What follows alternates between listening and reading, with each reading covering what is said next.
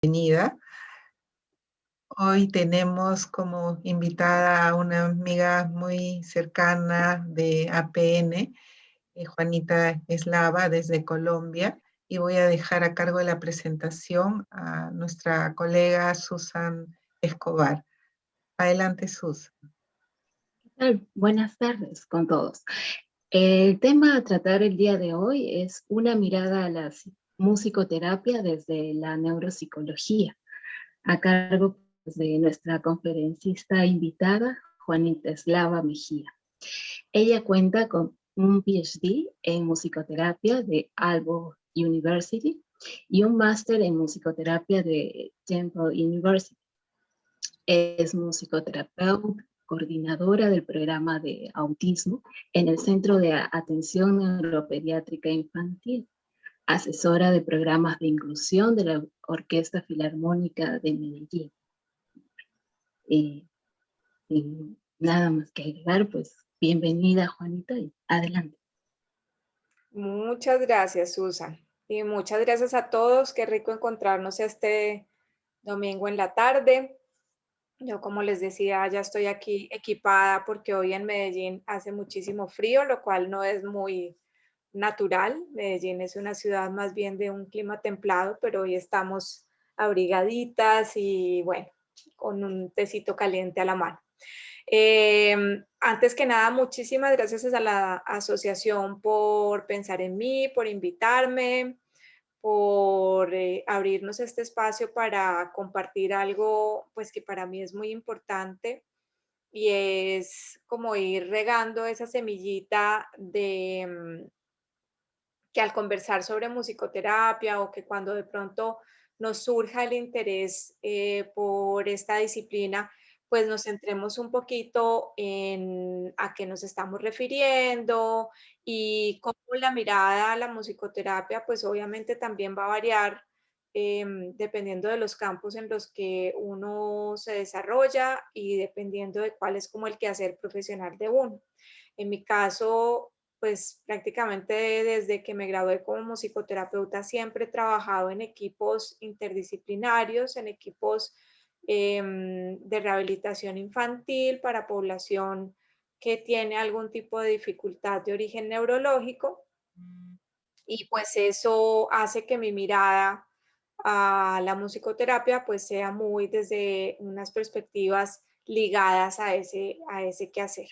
Entonces hoy pues les quiero hablar de esa mirada a la musicoterapia desde una perspectiva neuropsicológica, ¿cierto? Donde podamos mirar dónde se entrecruzan ambas disciplinas, contarles un poquito algunas de los elementos que me parece que son súper importantes, que todas las personas que trabajamos, ya sea desde la psicología, desde la neuropsicología, fonoaudiología, terapia ocupacional, bueno, las distintas áreas de la salud, la medicina también, conozcamos sobre la música y también para que de pronto podamos dimensionar cuál es esa especificidad del musicoterapeuta. En Perú hay pocos musicoterapeutas en realidad, pero sí hay algunos musicoterapeutas, algunos formados en Argentina, etcétera. Y de pronto dimensionar cuál es el valor que puede sumar ese musicoterapeuta a un equipo. Y por otro lado, si yo no soy un musicoterapeuta, pero quiero utilizar la música dentro de mi práctica, ya sea psicológica, neuropsicológica, etcétera, pues como que tengamos unas bases de comprensión de esto que vamos a estar haciendo. Entonces, les voy a compartir mi pantalla. Permítanme un momento. Vamos a buscar. Porque no tengo habilitada. Espérenme un momento.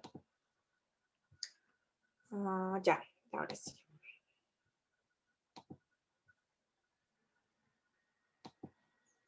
Bien. Aquí los voy a ver en chiquito a ustedes. ¿Me confirman si ya están viendo mi pantalla, Susan? Sí, sí se puede observar. Sí, vale, perfecto. A ver que nos abran la presentación completa. Bueno, Entonces, lo primero que a mí siempre me gusta hacer cuando voy a hablar de musicoterapia es definirla, ¿cierto?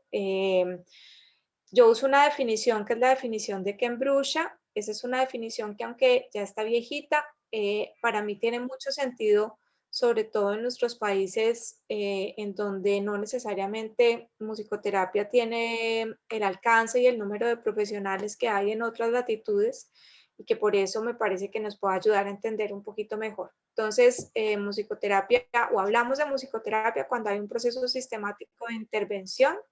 Sistemático, es decir, hay un proceso de análisis, de pensamiento, de planeación de lo que va a suceder dentro de la sesión, en donde el terapeuta ayuda a un usuario, puede ser paciente, participante, bueno, dependiendo del tipo de setting, a promover su salud usando experiencias musicales y las relaciones que se desarrollan a través de estas como fuerzas dinámicas de cambio. Y esto tiene unas implicaciones muy interesantes para la práctica, porque el musicoterapeuta no solamente debe ser capaz de, comillas, hacer música con el otro, sino conocer a profundidad, y sobre todo los que trabajamos en el campo de la neurorehabilitación, conocer a profundidad cuáles son los correlatos entre las distintas funciones musicales, los distintos, digamos, factores de los sistemas funcionales del sistema funcional complejo de la música, y cómo eso entonces nos puede servir como la herramienta para desarrollar algunas habilidades específicas o generar algunos procesos de aprendizaje que estamos buscando. Distinto a utilizar la música, por ejemplo, no sé, soy un psicólogo, una psicóloga, y estoy en un proceso con un paciente y decido, por ejemplo, cantar una canción y que nos acompañemos. Eso está bien, pero no necesariamente es musicoterapia, no está enmarcado en ese proceso sistemático en donde la música, todo lo que está sucediendo desde lo musical está planeado, y no necesariamente se están utilizando como esos parámetros. Habiendo definido musicoterapia, yo tomo entonces la definición de neuropsicología de la SLAN, porque me gusta, porque es muy amplia realmente. Y en realidad la SLAN, la Sociedad Latinoamericana de Neuropsicología, tiene una ventaja enorme, y es que considera la neuropsicología en el entrecruce interdisciplinario. Es decir, la neuropsicología no como una islita que está por allá aislada, sino una islita que une en un mismo lugar muchas cosas de muchas corrientes que vienen de muchos lugares. Entonces, la SLAN nos define a la neuropsicología, dice, puede definírsela en cuanto a su dimensión humana, como el estudio de los comportamientos humanos en referencia a sus fundamentos neurológicos y cognitivos. De tal manera que vamos entonces a empezar a hablar un poquito cómo es esa relación del ser humano con la música, y cómo es que eso tiene unas bases de procesamiento, unas formas de comprensión de esos estímulos. Hay una neuropsicóloga canadiense que se llama Isabel Peretz, que trabaja en McGill, en Canadá. Ella estudia muchísimo la música y todo el procesamiento y todo lo que tiene que ver con neuropsicología y música. Perdón, ella no es neuropsicóloga, es psicóloga de la música, de hecho. Y ella ha escrito muchos papers y muchos artículos y libros sobre este tema. Y hay una frase que a mí me gusta mucho de ella, que es: los humanos son musicales y por lo tanto comparten procesos centrales y conocimiento que les permite apreciar la música. Isabel Pérez ha analizado desde muchas perspectivas cuál es ese rol de la música en la vida humana, y ha también hipotetizado que esto es una función que se relaciona con la supervivencia, de hecho, y hay unos estudios también de muchas personas, sobre todo nórdicos y personas europeas, que hacen análisis sobre la música y sus funciones, encontrando, por ejemplo, temas de en la comunicación madre-bebé, como ese arrullo, por ejemplo, tiene una función muy importante, lo que llaman la comunicalidad musical en los bebés, y cómo la música entonces tiene una función muy importante dentro de ese desarrollo. Como en la mayoría de las tareas humanas, pues tenemos unos procesos de percepción y unos procesos de ejecución en la música. Y en cada uno de esos procesos pues tenemos implicados una serie de factores, de sistemas.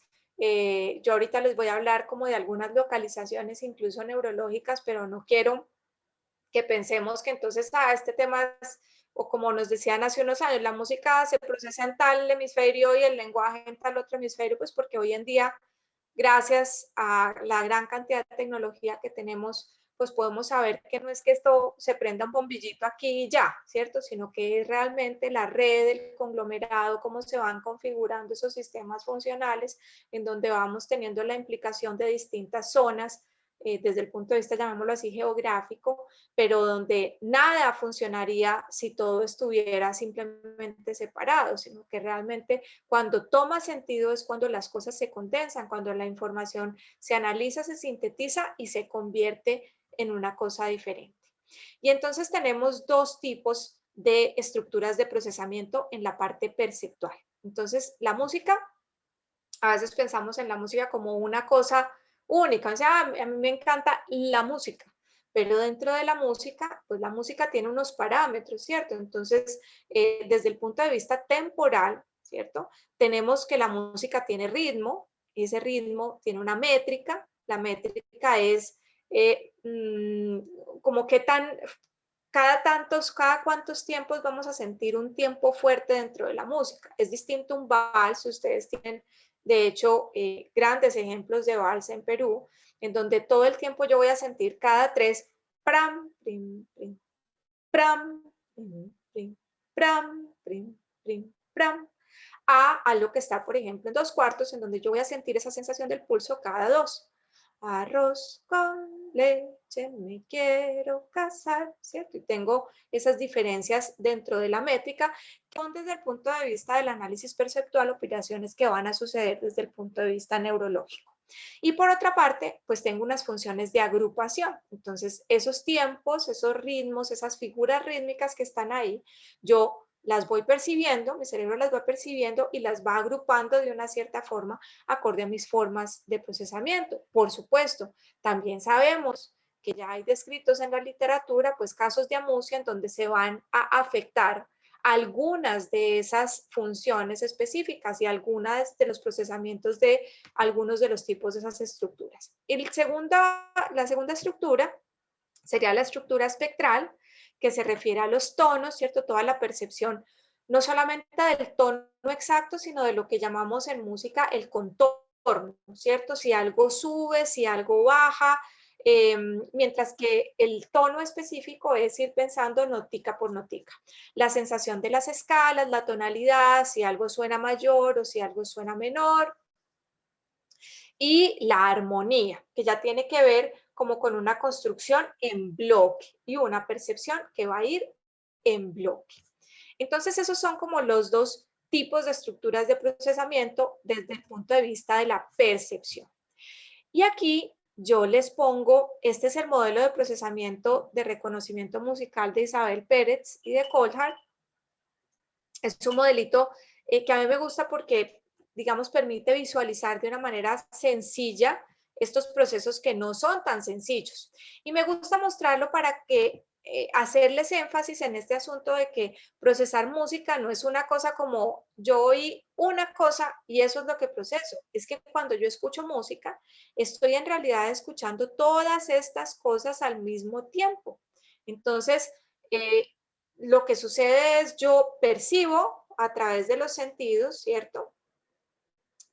Todo eso que yo percibo se tiene que abrir o se tiene que subdividir en distintas estructuras de procesamiento que primero hacen un procesamiento allá chiquito dentro de su propia estructura, pues, o lo que le corresponde, pero no tiene ningún sentido si yo me quedo solamente en ese procesamiento. Entonces, lo siguiente que va a suceder es que estos elementos, la organización melódica y la organización temporal, se van a separar, pero posteriormente se van a unir para generar, ¿cierto? Unas respuestas expresivas que pueden ser cantar, lo que llamamos el tapping, que es básicamente esta operación de marcar ese ritmo, ese pulso que yo estoy sintiendo. Puede ser hablar o puede ser tocar un instrumento. Entonces, todo eso que realizamos, primero, donde todo se rompe, ¿cierto? Posteriormente, todo se condensa y nos ayuda a través de esa condensación a producir una respuesta. Este elemento de análisis de expresión emocional, porque es un elemento que varía de manera muy importante persona a persona, ¿cierto? Entonces, en muchas ocasiones como musicoterapeuta a mí me preguntan, ay, Juanita, ¿cuál es la mejor música? Por ejemplo, que mi hijo tiene TDAH, ¿qué música le debo poner? Pues resulta que no hay una manera como el médico poner 500, el médico pone 500 miligramos de tal cosa, yo no puedo poner 2 minutos y medio de Chopin más 1 minuto 45 de la quinta de fulanito más, no, a mí me toca es entrar a comprender un poquito cuáles son los gustos de ese niño, cuál es su historia musical, cuál es el tipo de música que se escucha en esa casa, ¿cierto? Porque el elemento de expresión emocional, pues varía mucho persona a persona, van a ser distintos. Y todo lo que se va a dar aquí en las memorias asociativas, pues va también a depender mucho de la experiencia de las personas. No sé si a ustedes en el Perú les pasa como a nosotros en Colombia. Nosotros hoy en día tenemos una niñez y una juventud con una afición muy grande por el reggaetón, ¿cierto? Por sí. Entonces, en muchas ocasiones las familias me dicen, no, es que yo intento ponerle música clásica al niño, pero se aburre. Pues, entonces uno pregunta, ¿pero ustedes qué escuchan en la casa? No, nosotros, por ejemplo, los papás dicen, a nosotros nos gusta la música romántica y él no oye sino el reggaetón. Pues, entonces, es una cosa que es totalmente nueva para mí, etcétera. No necesariamente voy a tener o a crear esa relación automática inmediata con eso que está sucediendo ahí. Y por otro lado, nos han creado pues como esta idea de la música clásica como la panacea para que alguien se concentre, ¿cierto? Y resulta que al contrario, si yo nunca he tenido contacto con la música clásica, nunca en mi vida he escuchado una orquesta, mi cerebro cuando la escucho por primera vez está en un nivel de excitación muy alto porque está empezando a captar toda esa cantidad de nuevos estímulos y está construyendo un sentido alrededor de eso y ocupa una gran capacidad en hacer eso. Quiere decir que entonces yo me voy a poder ocupar de hacer otro montón de cosas, ¿cierto? Porque no va a suceder. Entonces, la de esos mitos provienen de ese primer estudio que se hizo de efecto Mozart, que hasta el mismo autor luego salió y dijo, venga, esto no tiene nada que ver con lo que lo han convertido. Y eso nos lleva a analizar que en música, y cuando hablamos de musicoterapia, la receta no existe, ¿cierto? Porque desde el punto de vista de percepción, nosotros tenemos unos elementos que van a ser altamente dependientes de la historia personal. Si lo pensamos desde la neurocultural, un papel fundamental para todo lo que se va a generar alrededor de una. En esta grafiquita, un estudio Baniemi y Sarcamo, ellos tienen uno también muy fuerte en el estudio de percepción musical. Y ellos sacan en uno de esos estudios este mapita muy interesante en donde ustedes pueden ver como las ubicaciones anatómicas de las distintas operaciones de percepción musical. Y yo vuelvo y hago énfasis acá que lo importante no es en dónde está esto, lo de aquí o lo otro, sino cómo se van conformando unas redes de percepción, unas redes de procesamiento que luego me van a permitir hacer una expresión, pero en donde sí vemos que hay un reclutamiento cuando frente al estímulo musical realmente de muchas áreas del cerebro que son responsables de muchas otras operaciones dentro de la vida humana y vemos cosas muy interesantes. Por ejemplo, cuando hablamos aquí de tocar, cantar y moverse como al beat de la música, que son funciones motoras, esto está representado aquí con los punticos grises, ¿cierto? La corteza somatosensorial, la corteza motora, la corteza premotora. Y por aquí tenemos el estriado. Y cuando hablamos de corteza premotora es muy interesante lo que pasa con la música, porque en el instante en el que arranca un estímulo musical y la persona la comienza a percibir, hay una irradiación tan interesante dentro de la corteza premotora que es similar a si la persona ya estuviese moviéndose al ritmo de la música, ya fuera porque con el pie estuviera haciendo un tapping o con su mano.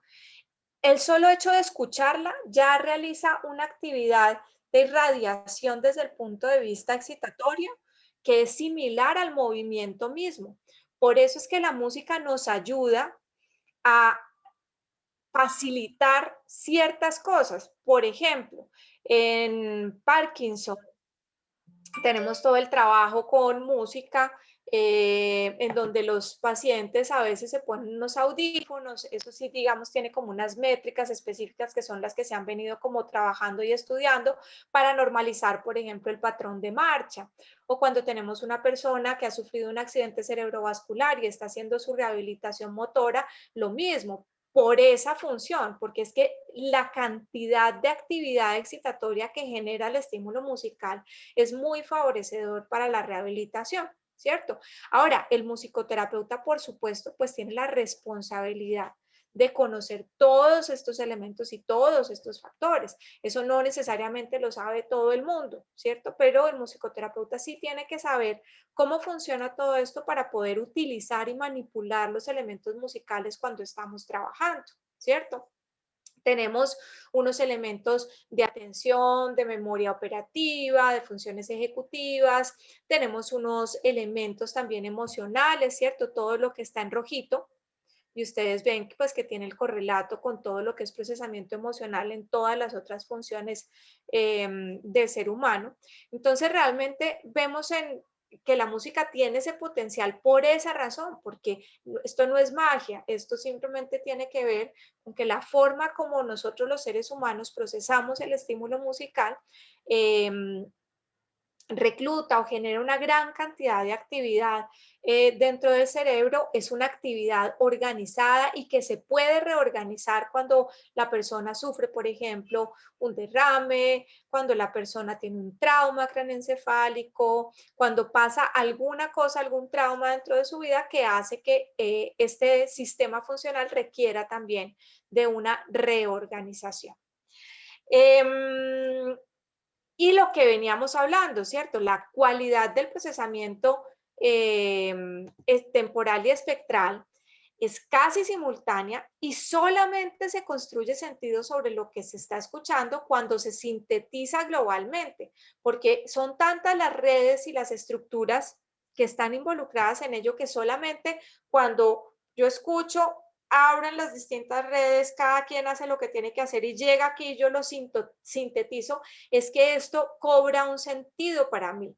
Entonces, la memoria de esa pieza musical, por ejemplo, me va a ayudar mucho a hacer el reconocimiento. De pronto, si no la conozco, entonces esa actividad excitatoria frente a la novedad va a estar volada, o por ejemplo, si además de que no la conozco es una pieza musical muy cambiante, por ejemplo, las piezas de música contemporánea, que no son como un motivo que se repite, etcétera, pues me van a mantener todo el tiempo en un estado de hiperalerta, porque ese cerebro está intentando construir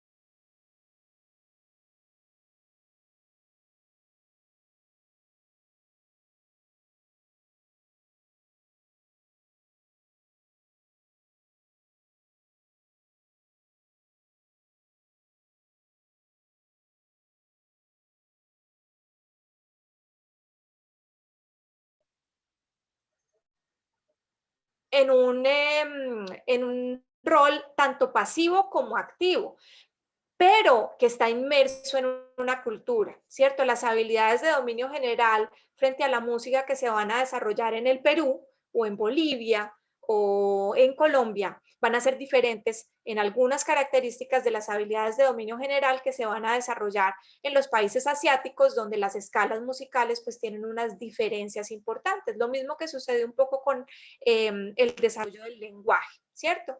Y finalmente tenemos las más complejas, en donde tenemos unos atributos de bajo y alto nivel, que es así, son las que realmente solamente se van a desarrollar cuando la persona o porque la persona estudie música. Pero por supuesto el musicoterapeuta pues no llega a trabajar desde esos atributos más complejos, sino que realmente nosotros nos encontramos, tenemos un principio que se llama el principio ISO, que quiere básicamente decir encontrarse con el paciente donde el paciente está. Si yo, por ejemplo, que la población con la que más trabajo es autismo, entro a sesión y el chiquito con el que estoy trabajando, todo lo que está haciendo es moverse adelante y atrás, ¿cierto? Ese es mi primer elemento musical, ese es el elemento musical que yo voy a involucrar en principio, que yo no voy a manipular en principio porque lo que estoy haciendo es entrando, ¿cierto? Dentro de ese patrón que ese chiquito ya tiene naturalmente, y lo que voy haciendo es trabajando temas de atención conjunta, trabajando temas de foco atencional, trabajando todos los temas que esté trabajando desde perspectiva comunicativa a partir de simplemente este movimiento. No quiere decir que me va a quedar para siempre haciendo esto, ¿cierto? Pero cuando yo ya tengo un cierto nivel de atención conjunta, puedo variar el tempo y ese chiquito naturalmente va a variar por esas estructuras de activación de corteza premotora de la que les estaba hablando anteriormente. Entonces, cuando yo hablo de los atributos de bajo nivel, me refiero a unos estadios muy tempranos de procesamiento, esos se procesan muy rápidamente y son el timbre, ¿cierto? El timbre, como el timbre de la voz humana, el timbre de cada uno de los instrumentos, etcétera, y el tono específico de un sonido. Y los de alto nivel, que van un poquito más allá, el primero es el pulso, que también es muy primitivo, y luego vienen las habilidades que requieren como del procesamiento de más elementos en simultáneo, las estructuras armónicas, la tonalidad, y la atención y la memoria musical, que tienen unas características similares a las redes atencionales en todas las otras características. Bien. Tenemos esta cita que a mí me gusta mucho y dice, la información musical y su naturaleza no semántica, eso es lo más importante de la música, haría que la música actúe como un regulador de la función cognitiva general, manteniendo un equilibrio dinámico de los sesgos hemisféricos hacia habilidades lingüísticas y visoespaciales. Cuando yo trabajo con población dentro del trastorno espectro autista que no ha desarrollado aún comunicación oral y que de hecho apenas está, por ejemplo, adentrándose al mundo de las funciones comunicativas básicas, un elemento clave de la música es que la música no requiere ese elemento. Yo no requiero para poder trabajar con ese chico o con esa chica de que él o ella pueda comprender el lenguaje o de que él o ella pueda producir el lenguaje. Entonces eso nos permite trabajar en unos estadios previos a donde la mayoría de profesionales ingresa a trabajar. De hecho, en la institución donde yo trabajo, el protocolo para autismo es que si tenemos pacientes que en efecto aún no tienen ni siquiera desarrollo de habilidades comunicativas básicas, no ingresan a neuropsicología, ingresan por musicoterapia y con audiología y posteriormente ingresan a neuropsicología. Pero primero nosotros trabajamos lo que es regulación, todos los temas de regulación de la actividad y todos los temas de habilidades comunicativas básicas. Entonces, para que entendamos un poquito más ese tema de que no todos sabemos todo en la música, pero que sabemos algunas cositas. Primero tenemos lo que todos desarrollamos y es el sentido de la consonancia, de la regularidad del tempo y de las interacciones multisensoriales. Nuestra música andina tiene unas características específicas que si los niños, obviamente sí los exponemos a eso, porque como les decía ahora, pues también hay muchos chiquitos que crecen sin tener esa exposición a ese tipo, pues a nuestros tipos de música. Pero si los exponemos a eso, pues lo que van a estar desarrollando, por ejemplo, de su percepción de consonancia, está ligada a la consonancia dentro de nuestros estilos musicales. Luego tenemos esas de dominio general, que se dan por procesos de enculturación, de yo tengo esta vivencia, y que se continúan desarrollando sin importar si yo estudié o no estudié música, la tonalidad, las escalas y la métrica. Y por último, las de dominio específico, que esas sí las desarrollamos quienes estudiamos música específicamente. Por ejemplo, aprender a leer una partitura, aprender a desarrollar las habilidades motoras que se requieran para tocar un instrumento, ¿cierto? Ese tipo de cosas, pues ya sí requieren como de una sofisticación mayor desde esa perspectiva. Y tenemos pues de todo, pero si ustedes ven acá, cuando tenemos, por ejemplo, estos niñitos que apenas están aprendiendo a tocar un instrumento, ¿cierto? Esos chiquitos empiezan a desarrollar unas habilidades motoras y unas habilidades motoras además que van a hacer ajustes acorde a lo que están escuchando, ¿cierto? Específicamente en esta foto que aparecen chiquitos tocando instrumentos de cuerda, en donde la afinación se ajusta moviendo ligeramente el dedo que está soportado sobre la cuerda. Pues ese chiquito no solamente está aprendiendo a poner y a quitar los dedos, sino que cuando los pone y escucha, esa percepción tan exacta que empiezan a tener, le dice, ay, mueve un poquito el dedo para la derecha o súbelo una gotica porque estás 2 comitas, 3 comitas abajo. Entonces, es una operación realmente muy sofisticada desde el punto de vista neuropsicológico, porque son unos ajustes acorde a cambios perceptuales mínimos, pero que llevan a operaciones motoras en muchas ocasiones complejas. Ahí a mí me gusta compartir una historia porque también tenemos pues como este tema de que el músico entonces tiene unas habilidades matemáticas impresionantes, motoras impresionantes, mejor dicho, nadie más inteligente, llamémoslo desde la integralidad que un músico, pero en realidad va muy ligado a qué música estudia ese músico, qué instrumento es el que estudia ese músico, cuáles son las habilidades que desarrollará ese músico. Son muy distintas las habilidades que desarrolla un pianista de las que desarrolla un violinista, o si estamos hablando de la música popular, las que desarrolla un cantante, de las que desarrolla una persona que toca la quena, ¿cierto? El tipo de movimiento, el esquema motor, ¿cierto? Lo que realmente se está utilizando en los instrumentos de viento y específicamente en la quena, que es muy compleja, son unos ajustes también mínimos, ¿cierto? El instrumento no es tan grande, pero la operación que se va generando desde el punto de vista neurológico es, yo voy ajustando en dónde va mi boca y yo sé hacia dónde tiene que ir a una operación de planeación motora muy compleja y yo ya estoy anticipando qué es lo que va a sonar. Lo que nosotros podemos ver en los estudios de resonancia magnética es que el músico no solamente está parado en el aquí y en el ahora, sino que está parado en lo que viene, ¿cierto? Porque ya sabe qué es lo que viene, se sabe la canción, entonces ya está anticipando todo lo que tiene que hacer desde el punto de vista de planeación para llegar allá. Y ese músico, por ejemplo, que ya pasó por acá o por ejemplo ya llega a una orquesta, pues es un músico que está al mismo tiempo procesando cualquier cantidad de cosas al mismo tiempo. Partimos de una cosita muy sencilla, ¿cierto? Pero no sé, aprovechemos esta herramienta tan maravillosa y levanten si quieren la mano los que no tienen ninguna formación musical. Saquen su manito, esa que se logra ver por acá en el, o escríbanos por el chat. Digan, yo no sé nada de música.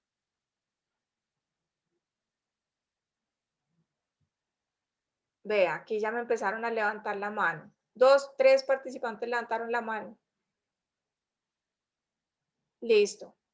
Tenemos 3 que no saben nada de música o de pronto hay más, pero de pronto hay otros que no nos confiesan. Entonces, supongamos que estas 3 personas están viendo, pues no por primera vez, pero los vamos a poner a, perdónenme que se me fue para donde no era. Anterior. Los vamos a poner a que nos ayuden a pensar, ¿cierto? O a que nos den su interpretación de eso que están viendo ahí. Cuando ustedes ven ese, esa partiturita musical. Ah, no, vea, don Eduardo toca guitarra y cajón criollo. Bueno, Silvia, si no, muy bien, alguno de los que nos levantó la mano que quiera abrir su micrófono y nos cuente, si alguien le dijera, usted tiene que leer eso, ¿cómo intentaría leerlo? No, no cantar, no tienen que cantar, pero ¿qué lógica utilizarían para leer eso que está allí? Alguno que me haga ese grandísimo favor, qué pena ponerlos ahí como en evidencia, pero nos ayudaría muchísimo. ¿Quién nos quiere ayudar?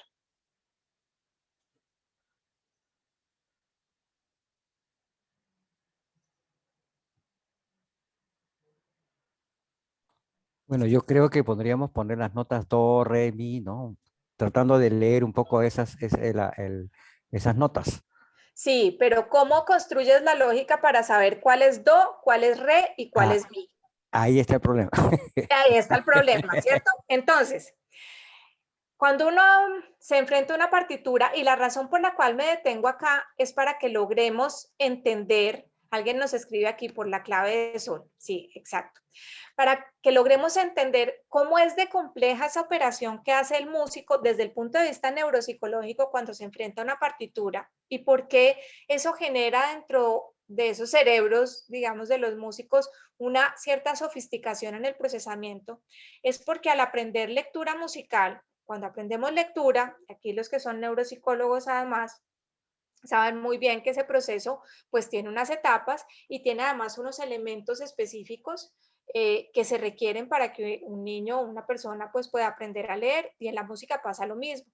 Tenemos que estar viendo al mismo tiempo un tema de duraciones, qué tan larga es la nota, y eso se va a dar por el tipo de notación, ¿cierto? Si esto es una blanca, por ejemplo, dura 2 tiempos, pero si es una negrita, está rellenita, dura 1 tiempo, y si tuviésemos alguna de esas notas que fuera una redonda, pues duraría 4 tiempos. Entonces, en la percepción visual, lo primero que va a definir cuál es la operación que va a realizar el músico al tocar esto, va a ser en el elemento rítmico, cuál es la duración. Pero al mismo tiempo que está pensando en la duración, está pensando en la altura. Y la altura se va a dar por dónde está ubicado dentro del pentagrama. Y alguien aquí nos escribía, vas a verlo por la clave de sol. Claro, la clave de sol, que es este simbolito que está acá, tiene la siguiente característica, y es que su centro, uno empieza a pintar la clave de sol partiendo de la línea que representa el sol. Eso quiere decir que esta línea se llama sol. Y de ahí, entonces desde el punto de vista visoespacial, es una construcción de relación por líneas y espacios. Si yo estoy, por ejemplo, como estamos acá, 4 noticas por encima del sol, pues yo construyo la relación de que del sol voy al do, y este es un do, ¿sí? Si fuera para abajo, el do estaría en 5 pasitos hacia abajo.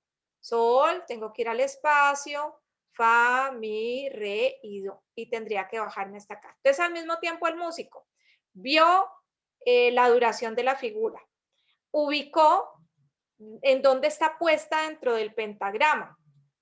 Y adicionalmente, hay otra cantidad de símbolos a los que el músico está atento. Por ejemplo, este que le indica la métrica, quiere decir cada cuánto tiempo se va a sentir un acento. Tiene este simbolito, estos 2 punticos, que quiere decir que cuando llegue al final de la frase tiene que devolverse acá. Y tiene aquí unas indicaciones del número de compás. Y esto es una partitura para una persona que está empezando, sea un niño o un adulto, pero es una persona que está empezando a leer música. Pero luego esto se va complicando y entonces la partitura tiene muchísimas otras figuras. Aquí ya tenemos corcheas, tenemos semicorcheas, tenemos silencios de negra, silencios de corchea, ¿sí? Tenemos una tonalidad diferente, ya se nos empiezan a aparecer aquí unos simbolitos que son ya sean los bemoles o los sostenidos, y entonces ese músico que ya había aprendido a hacer eso, ahora le toca hacer eso, pero más difícil, porque entonces ya su repertorio, llamémoslo así, lexical, ya no solamente incluye negras, blancas, redondas, sino que además ahora empieza a incluir otra cantidad de duraciones y se empieza a mover en los espacios más amplios dentro del pentagrama. Esto además va más rápido. Y esta tiene una dificultad adicional y es que tiene letra. No la alcanzamos a ver acá. Pero el músico va a estar leyendo al mismo tiempo la altura con la letra, ¿sí? Y entonces, más difícil todavía.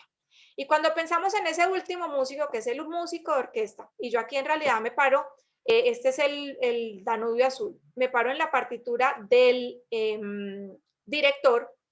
Entonces el director de orquesta está viendo al mismo tiempo todas estas líneas, que es lo que tiene que tocar cada uno de los instrumentos, la flauta 1, la flauta 2, el oboe, clarinete, fagot, corno, trompetas, ¿cierto? Todo para abajo, aquí tenemos vientos, aquí tenemos cuerdas, aquí tenemos al arpa, y ese director de orquesta está leyendo al mismo tiempo todos estos pentagramas, ¿cierto? Primero lo hace solito en su casa, estudiando, etcétera, y pues obviamente conocen muy bien el repertorio universal, pero eso es lo que hace ese cerebro de ese director. Imagínense desde el punto de vista de funciones ejecutivas, cómo es que funciona ese cerebro para poder hacer todas estas cosas al mismo tiempo. Entonces, por supuesto, si yo traslado eso, ya no en el músico, director de orquesta que hace este montón de cosas, sino en el trabajo día a día con pacientes, como es mi caso, por ejemplo, que tienen un trastorno espectro autista y que requieren desarrollar una X habilidad, pues lo que yo aprovecho es todo ese potencial increíble que tiene la música y lo que hace cada elemento musical. Cuando necesito trabajar desde el ritmo, hacer variaciones en ritmo, cuando necesito hacer pausas y reinicios, cuando necesito cambiar la melodía, cuando por el contrario necesito que las melodías y los ritmos se mantengan absolutamente estables, casi hasta el punto de la aburrición para mi cerebro neurotípico, pero que eso genera, digamos, una sensación de confianza, seguridad, etcétera, en ese cerebro neurodiverso, que es lo que de pronto estoy necesitando realizar, ¿cierto? O lograr. Hay muchas cosas que sabemos hoy en día sobre los cerebros de los músicos que nos cuentan la historia de por qué es que la música tiene ese potencial. Y ese estudio que se realiza, digamos, en laboratorios para investigación básica, es lo que nos permite ya después a nosotros los musicoterapeutas hacer otras cosas diferentes y acercarnos a las personas de maneras diferentes. Yo quisiera, para como terminar este trabajo, mostrarles un par de videos grabados con pacientes, por supuesto con su permiso, tenemos el permiso de los padres para utilizar este material. Estos fueron videos que fueron grabados en pandemia. De pronto los que llegaron un poquito después no nos alcanzaron a escuchar. Estábamos hablando sobre cómo aquí específicamente estamos trabajando. Y el foco del servicio de musicoterapia mientras estuvimos solamente en atención virtual, pues se volcó a un trabajo totalmente familiar, en donde realmente los papás se nos convirtieron en los facilitadores de todas las actividades, pues porque obviamente nosotros no estábamos presentes con el niño.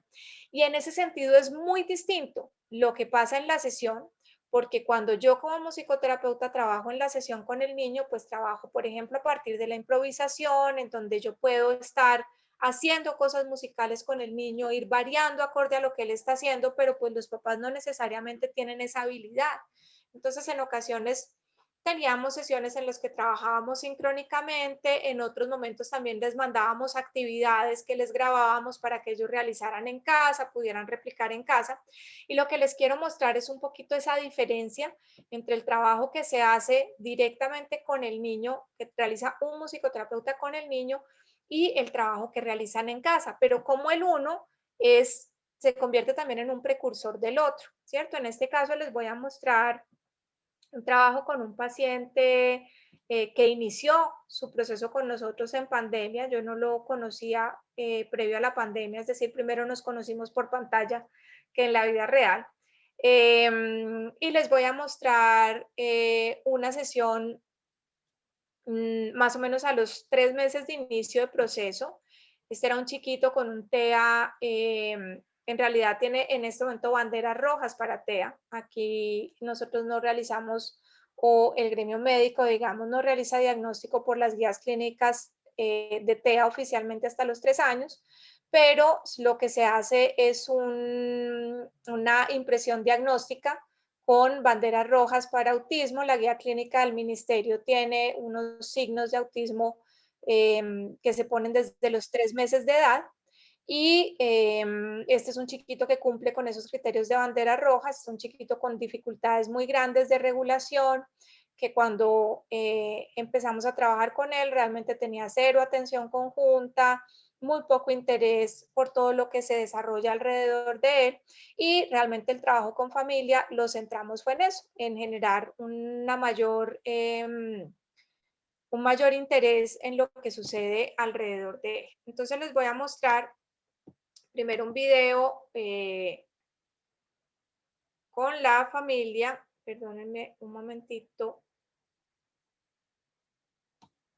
Yo se los proyecto por acá.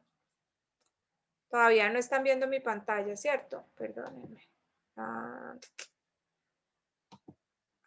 no se ve. Vamos a ver. ¿Ya, cierto? Ahora sí. Listo, perfecto. Perdónenme. Ay, los voy a minimizar a ustedes para poder, a ver, proyectar en pantalla. Aquí está el chiquito trabajando con 2 miembros de su familia, papá y hermano mayor. Yo estoy proyectada allá en la pantalla solamente. Ahí no estamos en sesión sincrónica, es decir, yo no estoy en tiempo real con ellos, sino esta es una actividad que yo les mandé para realizar en casa. Ay, espérenme porque ustedes no van a poder escucharme. Espérenme un momentico, porfa, yo activo. Ay, ¿dónde está? El de compartir el sonido. Alguien que me acuerde. Allá, Aquí, en avanzado. sí, avanzado, sí. Sí, ya. El sonido de la computadora.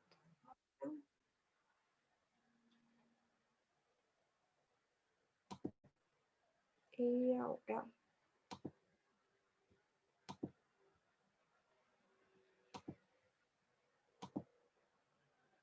Vamos a ver si aquí logramos que ustedes lo escuchen. Si no, me devuelvo y vuelvo a intento. Tengo que ser capaz.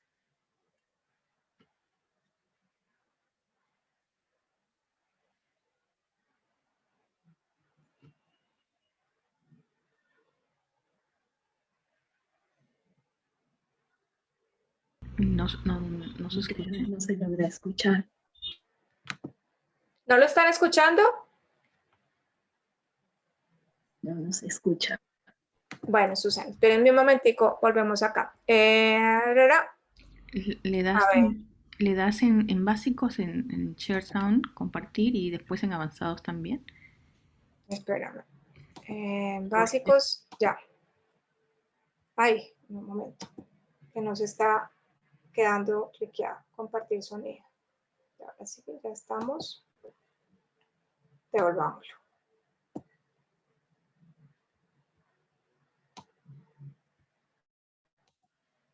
Tengo la flor de un limonero. Tengo la flor de un jazmín. Son tan blancas y perfumadas que yo las quiero para mí. Sos mi amiga y te quiero tanto. Ven, juguemos uniendo nuestras manos para juntos divertirnos en una tarde de verano. Muy bien. Entonces, como ven, aquí tenemos, ahora sí pudieron escucharlo, ¿cierto? Sí, todo bien. Sí. Listo, perfecto. Entonces, aquí tenemos un primer momento, ¿cierto? Este es un momento, como les decía, de contacto con papá, con hermano, en donde en lo que estamos trabajando es únicamente como empezar a desarrollar atención conjunta dentro de los niveles de atención conjunta, la que se llama atención conjunta iniciada por el adulto, ¿cierto? Es el adulto el que lo está como invitando, es el adulto el que está haciendo las distintas cosas, pero lo que estamos buscando es que él empiece a generar un interés por eso que está pasando con ese adulto con el que se está involucrando. Los movimientos, como son muchos movimientos, por esa razón, papá nos está apoyando a realizar la cantidad de movimientos, pero el hacer los cambios de movimientos tiene un sentido desde el punto de vista neurológico también. Y es que eso renueva la expectativa, se llama así desde el punto de vista neurológico, en redes atencionales. Cuando yo tengo que cambiar el foco de la actividad, yo tengo que cambiar la actividad motora, hay nuevamente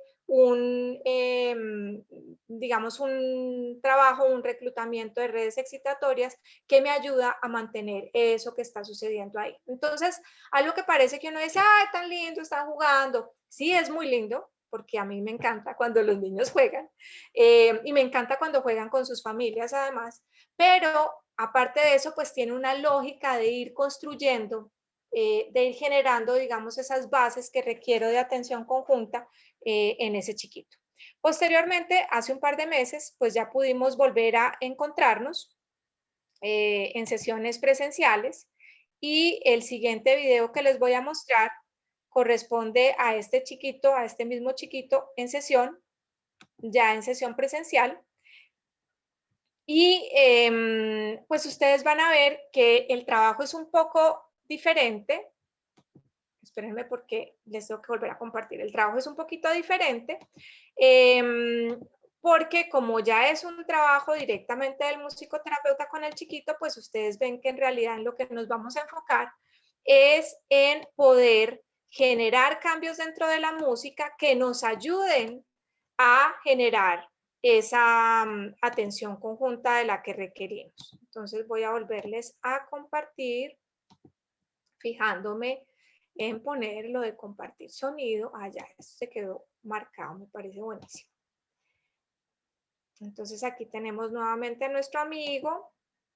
Nuestros pacientes menores de 5 años no tienen obligatoriedad de uso de tapabocas por las recomendaciones de OMS.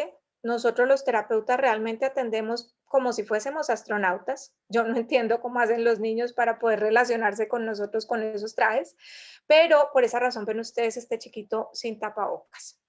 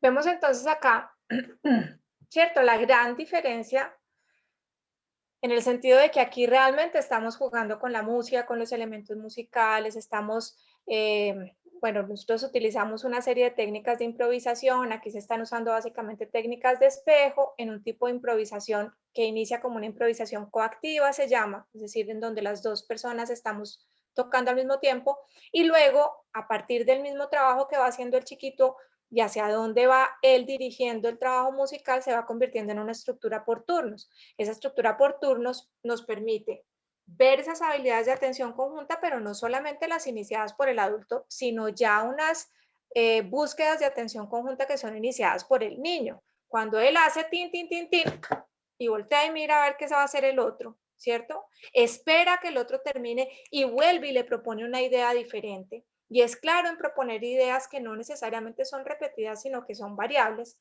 pues estamos realmente viendo un avance dentro de esas habilidades de atención conjunta, dentro de esas funciones también comunicativas, en términos de empezar a entender cómo la comunicación se da en un esquema por turnos, escucho, espero mi turno, respondo a lo que estoy escuchando, ¿cierto? Y es realmente pues un trabajo muy agradable. Por eso es que a veces el musicoterapeuta, cuando alguien dice, ay, a mí me encanta usar la música en sesiones, también hago musicoterapia, dice, no, pero es que no es lo mismo, no es lo mismo usar la música en sesión a ser musicoterapeuta. El musicoterapeuta trabaja todo el tiempo dentro del marco de lo que sucede en la música con una comprensión muy profunda de las características de la música y las relaciones, en el caso pues de la rehabilitación neurológica, entre el cerebro y cada una de las funciones, pero por ejemplo si es un musicoterapeuta que trabaja en oncología,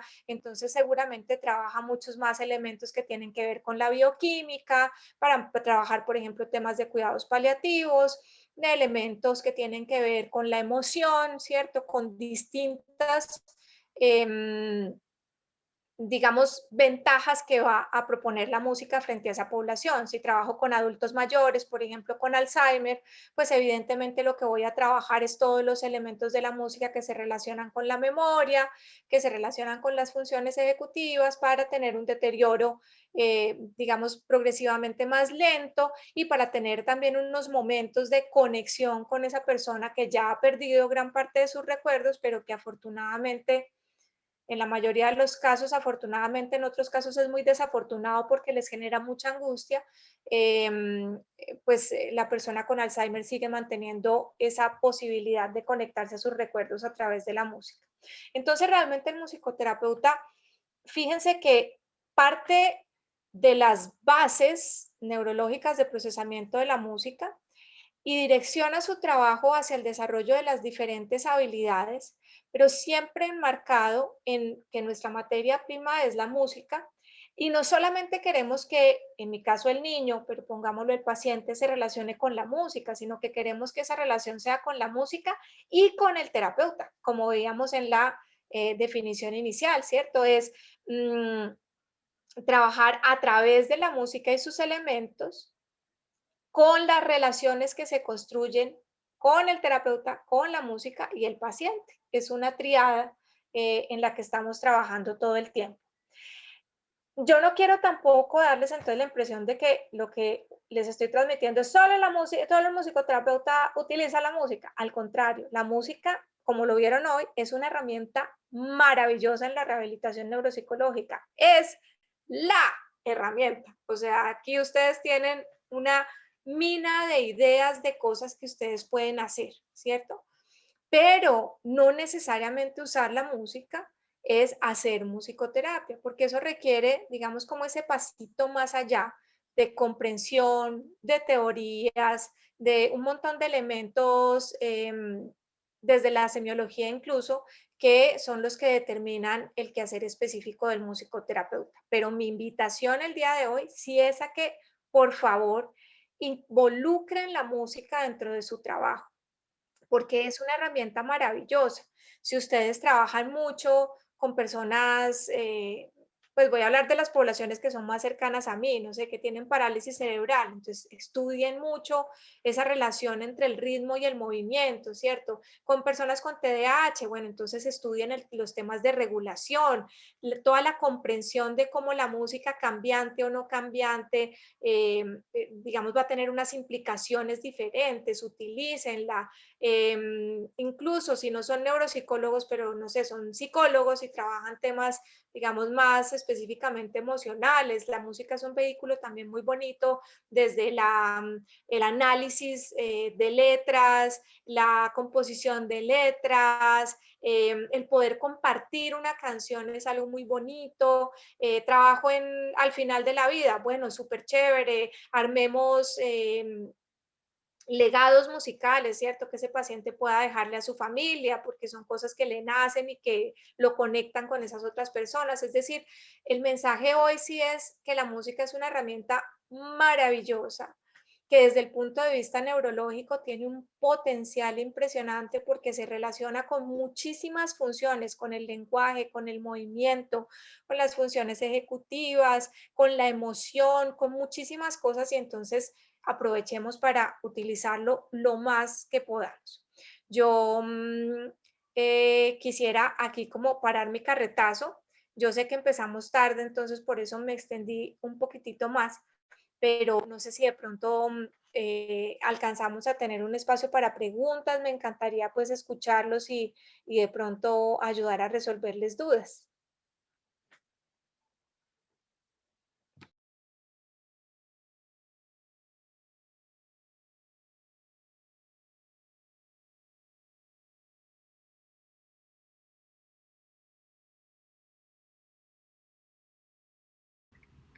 Bueno, sí, Juanita.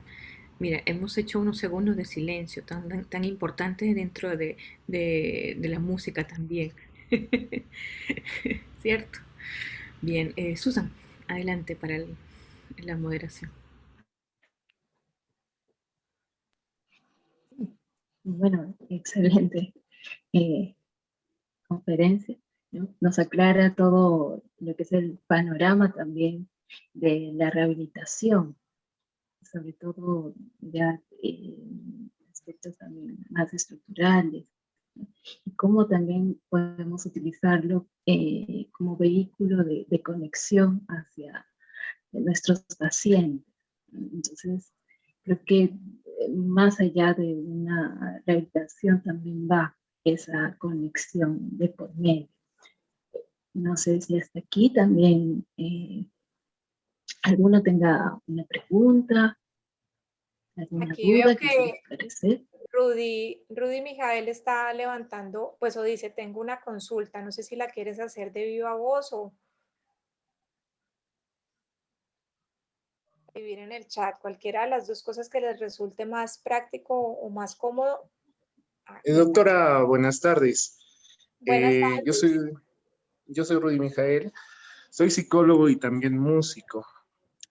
He tenido la oportunidad, ¿no?, de haber podido avanzar un poco en la música, toco en orquestas sinfónicas y demás, y también me he orientado a investigar sobre este tema, ¿no? Y hay algo que me había causado mucha curiosidad hace ya un tiempo, que era relacionado hacia la música barroca Ujú. y el bajo continuo y su influencia, ¿no?, en las conductas de las personas y también en la neuropsicología. No sé si podría ahondar un poquito usted en el tema y cómo influye el bajo continuo, ¿no?, de la música barroca directamente. Bajo continuo tiene, bueno, no todas las personas, por supuesto, acá son músicas, entonces voy a intentar medio explicar de qué estamos hablando. Voy a ahondar, pero no tanto. El- la música barroca es una música hermosa a la escucha. Es una música que tiene una gran cantidad de adornos, como todo en el barroco, ¿cierto? Entonces tiene mucho, mucho material. Cuando nos devolvemos a ese modelo de procesamiento musical de Pérez y Coulthard y la persona lo que está escuchando es música barroca, yo me imagino como un árbol de Navidad prendido dentro de ese cerebro, haciendo conexiones y haciendo un montón de cosas, porque realmente suceden muchas cosas al mismo tiempo. Pero el bajo continuo es, como su nombre lo dice, continuo. Es un elemento marcadamente, digamos, desde el punto de vista neurológico rutinario, ¿cierto? Se convierte al poco tiempo, el motivo se devela y el motivo musical se mantiene. Entonces ese bajo continuo es, llamémoslo así, como algo de lo cual yo me agarro y me quedo ahí pegadito desde el punto de vista de procesamiento, porque esto es lo que no va a variar, ¿cierto? Esto aquí se va a quedar. Entonces, evidentemente, desde el punto de vista de procesamiento, pues ese bajo continuo tiene un rol súper importante en el procesamiento. Ahora, cuando hablamos de potencial terapéutico, ¿cierto? O de la influencia que puede tener tipo específico de música, ahí es donde yo digo, no me voy a meter tan profundo, porque como les decía yo, pues hay una cantidad de elementos desde el punto de vista de lo que en ese grafiquito que les mostraba de procesamiento, lo que estaba todo con manchitas rojas, ¿cierto? Que es ese procesamiento emocional, pues tiene una cantidad de elementos que tienen de ancho y de largo. Entonces, una persona frente a la música barroca, por ejemplo, puede tener una reacción emocional absolutamente adversa, y que eso haga, desde el punto de vista de su procesamiento, que la forma en la que se va a relacionar, pues digamos, lo formal va a ser igual, proceso los tempos, proceso el timbre, proceso esto, pero todo lo demás, el cómputo final que se da después de la síntesis y el análisis, pues va a ser muy diferente a si la experiencia es placentera. En musicoterapia hay unos estudios muy interesantes que comparan, por ejemplo, lo que se llama música y medicina. Hay un trabajo que es música y medicina, es ese uso de la música dentro del entorno médico, no necesariamente manipulando los elementos musicales como los hace un musicoterapeuta, que los hace en el momento a partir de lo que ve en el paciente, sino a partir de unos criterios generales, y el trabajo de musicoterapia. Y se encuentran unas diferencias grandes porque esa posibilidad de responder en el momento tiene unas implicaciones neurológicas. Entonces yo te diría, Rudy Mijael, que sí, el bajo continuo dentro de la música barroca tiene unas implicaciones en el procesamiento, pero que cuando nos vamos al panorama general de ese potencial terapéutico, pues en realidad va a depender de muchos otros elementos que van a estar implicados en la vida de la persona, cuál es su historia, cuál es su relación con la música, cómo son sus gustos y otra cantidad de elementos súper importantes. Por ejemplo, un músico, yo no les mostré eso, pero es súper bonito. La manera como los músicos procesamos la música es un poco diferente a la manera como la procesan las personas que no son formados como músicos, porque como pasa siempre en el cerebro, ¿cierto? No sé, por ejemplo, si yo soy una persona bilingüe y veo un texto escrito, digamos que soy bilingüe sueco y español, pues cuando veo un texto en sueco, la manera como mi cerebro procesa ese sueco, pues es diferente a si yo, Juanita, que no sé sueco, veo eso, yo veo eso y para mí son un montón de letras e incluso algunos símbolos que yo no conozco puestos ahí, pero no construye un sentido. Y lo mismo pasa en la música. En la música, el músico va a construir un sentido de la música que es absoluto.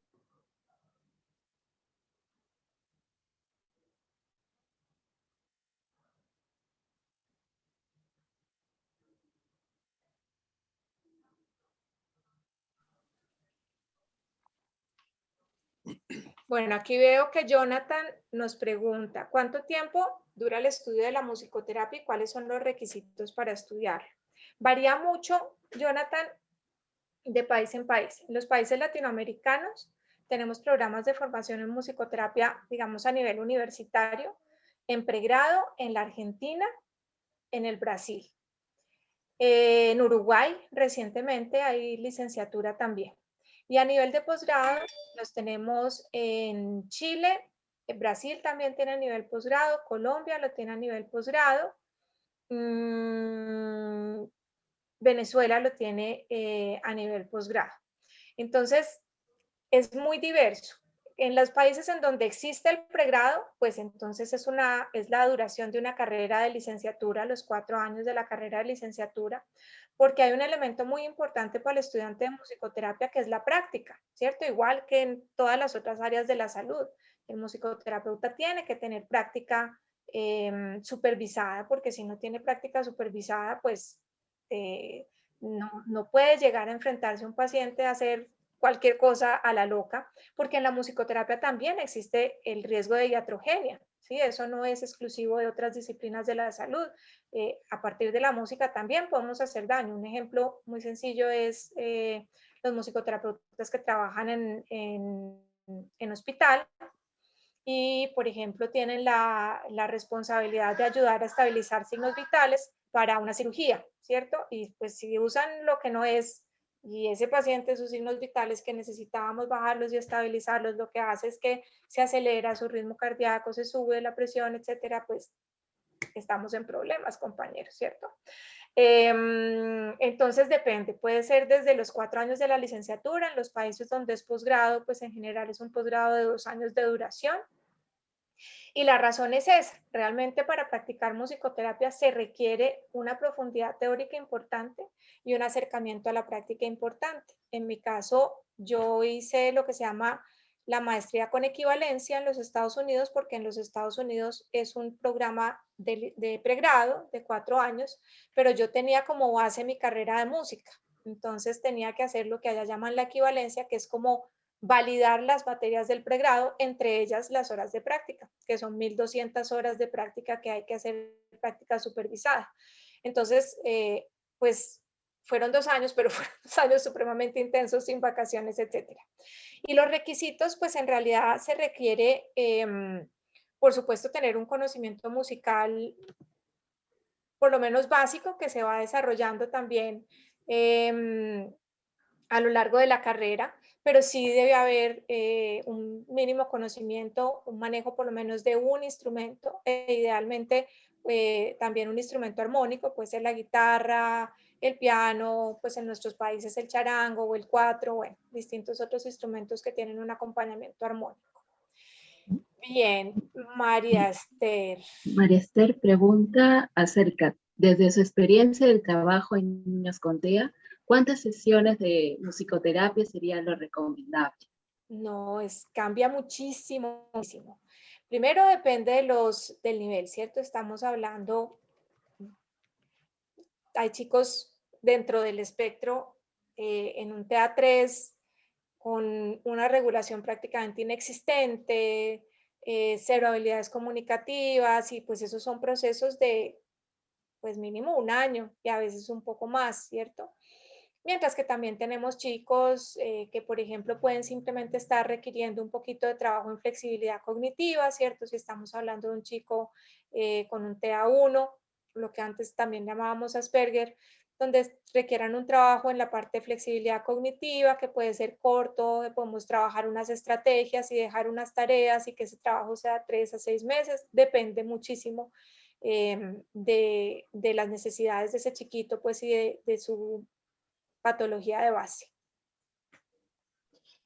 Bien, Marco Ponce pregunta, cuando entramos en un proceso de trabajo neuropsicológico, ¿hay alguna guía de intervención en casos de amusia o epilepsia musicogénica para, o como indicaron en cuanto a la rehabilitación?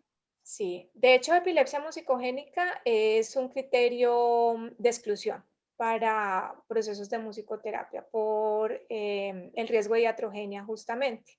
Entonces, en términos de epilepsia musicogénica, en general el musicoterapeuta se abstiene de trabajar con la persona por el riesgo que eso puede generar. La epilepsia musicogénica, como no es una de las epilepsias más comunes, no está supremamente estudiada, no conocemos mucho sobre ella.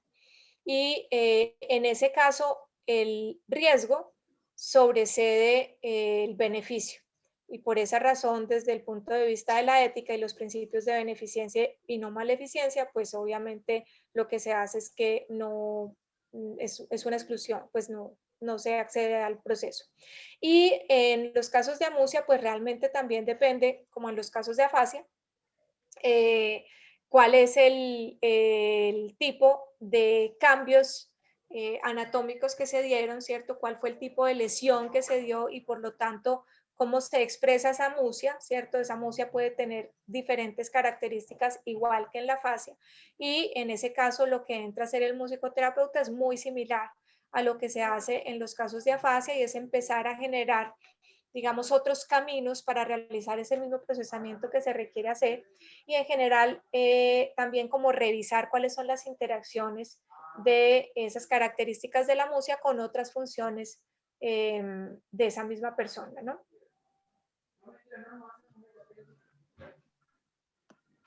Bien, sin más, damos pase a la doctora Yolanda para que pueda entregar. Muchas gracias por esta gran conferencia. Adelante. Sí.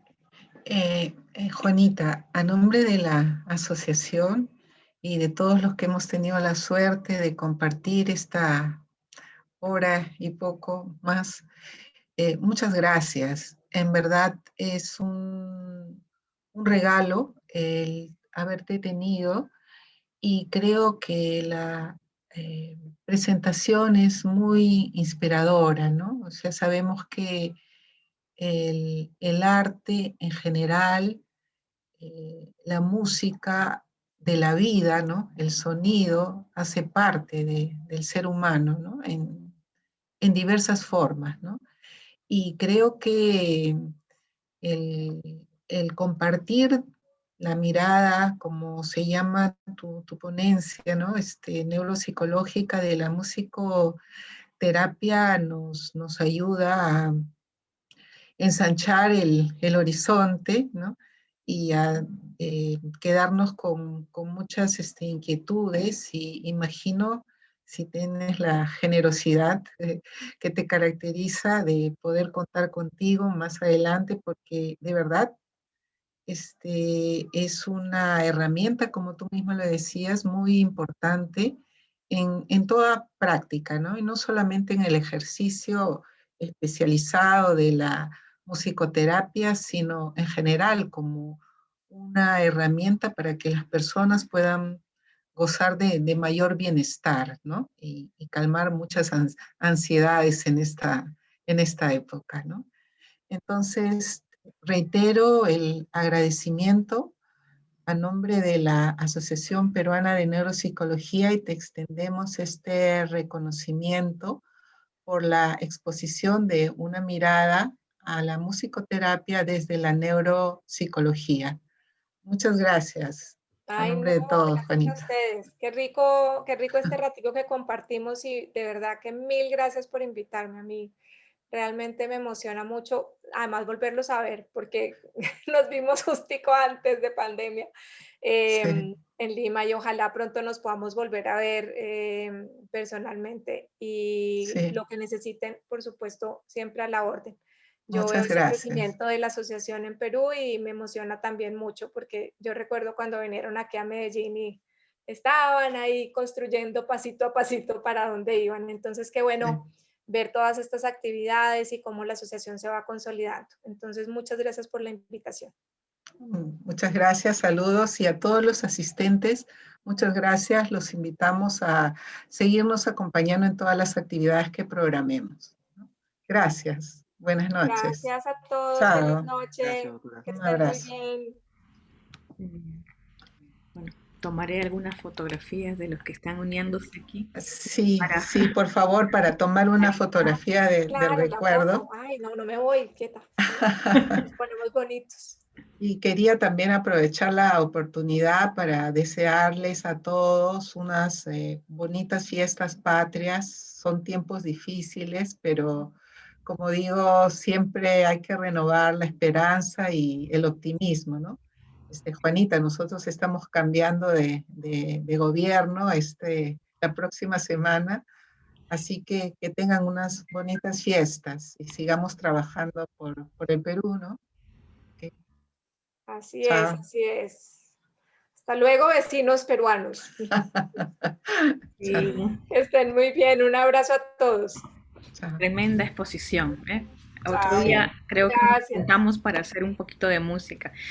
Claro, Justo, delicioso. Ay, Estas herramientas son muy difíciles para hacer música, la sincronía se pierde. Ay, no, sí, es una tortura, pero